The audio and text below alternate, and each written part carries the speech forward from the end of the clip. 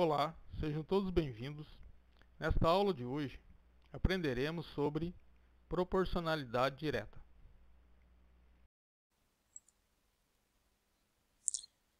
Então, nos exercícios, temos Roberta quer fazer um doce saboroso para a festa de aniversário de sua filha.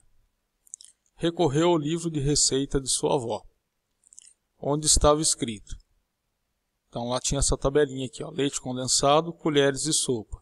Então, 4 colheres de sopa, 8 colheres de sopa, 12 colheres de sopa. E achocolatado também, quantidade em colheres de sopa. Então, 3 colheres de sopa, 6, 9, ok?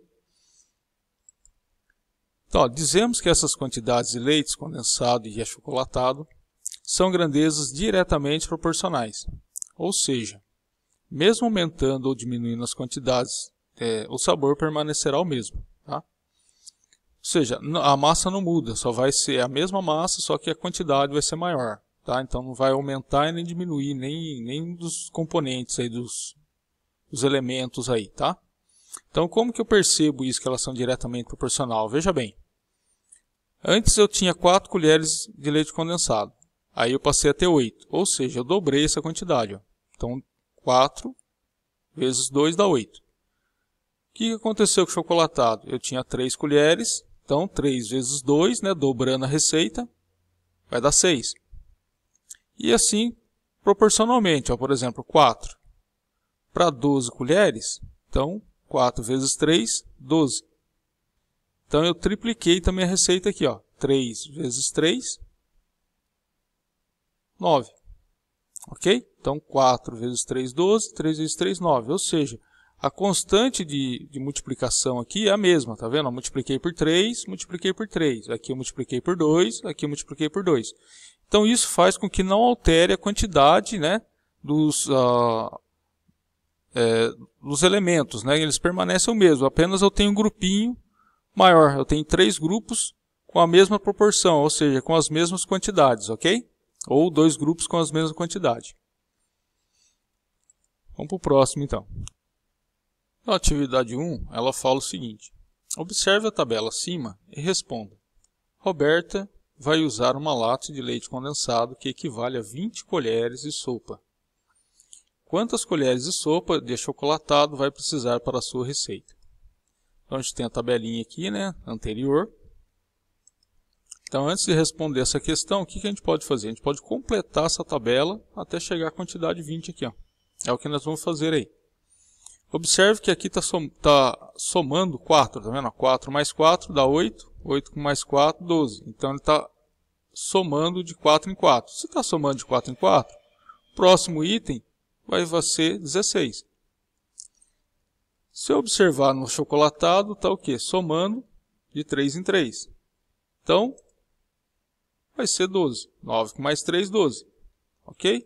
E aí o próximo passo seria 20, que somando daria 15. Ok? Então, para 20 colheres de sopa, eu vou precisar de 15 colheres de achocolatado. Então, 15 colheres de sopa. Ok? Já respondi a questão. Agora, se fosse uma quantidade maior, vamos dizer que eu fosse colocar aqui 80 colheres de sopa. Se eu fosse dessa forma, né, fica totalmente inviável aí. Então, o que eu vou fazer então? Eu vou aprender como montar uma proporção. Tá? Então, eu faço da seguinte forma. 4, que é colheres de leite condensado, e eu quero descobrir 20. Então, 4, embaixo 20. Do outro lado, eu coloco o achocolatado. Então, 3 achocolatado igual a uma variável, né, uma incógnita, x aqui, ok? Então, nós já aprendemos sobre incógnita. Então, 4 está para 20, assim como os 3 está para x. Então, 4 está para 20, assim como 3 está para x, ok? O que eu faço, então, para resolver? Eu multiplico isso em cruz, eu multiplico cruzado. Então, 4 vezes x e 3 vezes 20, ou 20 vezes 3, ok? Então, tem lá 4 vezes x e 20 vezes 3. Multiplicando, 60. Então, 4x igual a 60. O que eu faço aqui agora? Eu divido os dois lados da equação por 4. Porque aqui é 4, eu quero deixar o x sozinho. Então, para assumir esse 4, eu tenho que dividir por 4, porque ele está multiplicando. Dividindo 4 por 4 dá 1. Dividindo 60 por 4, eu vou encontrar x igual a 15. Então, o que acontece? Há necessidade, desse caso, resolver dessa forma? Não, porque assim já foi resolvido. Tá? Mas é importante a gente aprender dessa forma. Por quê? Porque, como eu falei, se eu precisasse descobrir aqui 80 colheres de sopa, então ficaria já difícil. Então, dessa forma, eu já encontraria o valor correto, tá? Ou qualquer outro valor aí. Ok? Vamos para o próximo, então. Roberta comprou uma garrafa de suco com indicação no rótulo. Para cada copo de suco concentrado, adicione 3 copos de água. Primeira pergunta, então. Para 6 copos de suco concentrado, quantas quantidades de água deve ser adicionado? Então, tem as alternativas. Vamos montar uma tabelinha, então, para a gente poder entender melhor isso aí. Suco concentrado. Então, eu tenho lá um copo, que está falando aqui, ó, um copo para 3 copos de água. 3 copos de água. Agora eu quero saber, 6 copos de suco concentrado, quantas quantidades de água? Eu não sei. Então, botei uma incógnita aqui, ó, x, ok? Poderia ser outra letra, lembra disso? Já comentei com vocês aí em aulas anteriores, né? Poderia ser outros valores aqui, mas vamos usar o x aqui. Então, vou montar uma fraçãozinha. Ou eu posso ir através da multiplicação, né?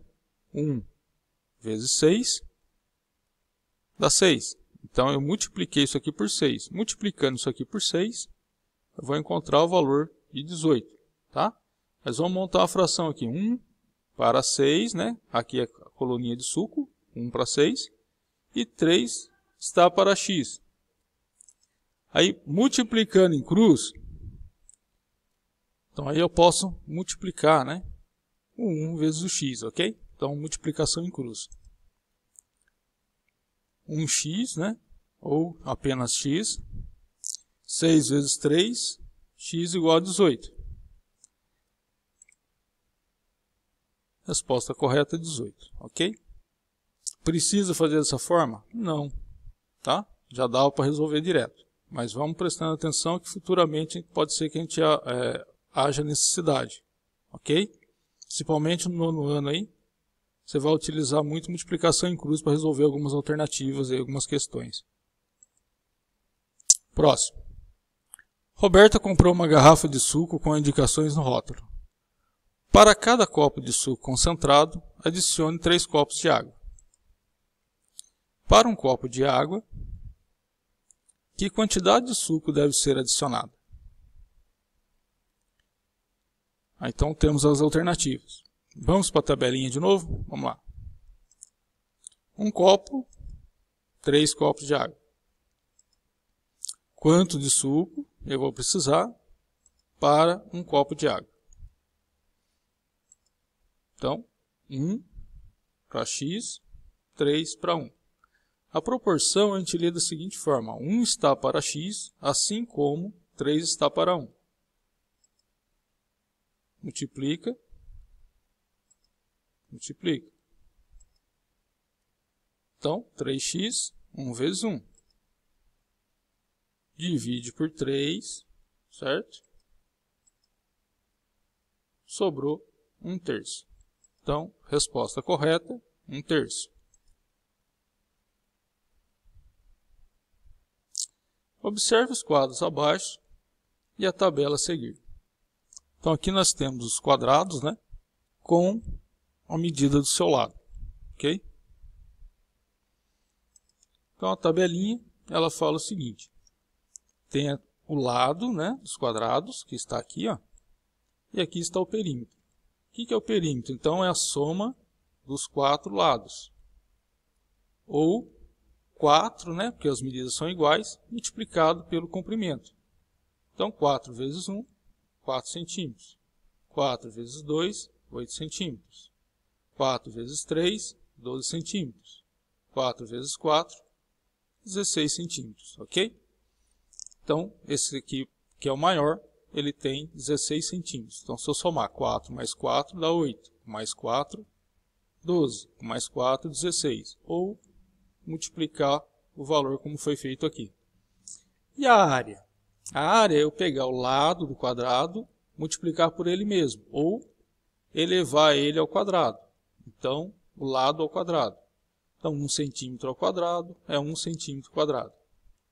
2 ao quadrado é 2 ao quadrado, né? É L ao quadrado, perdão, lado ao quadrado. Nesse caso é o 2 ao quadrado, que é 4 centímetros quadrado.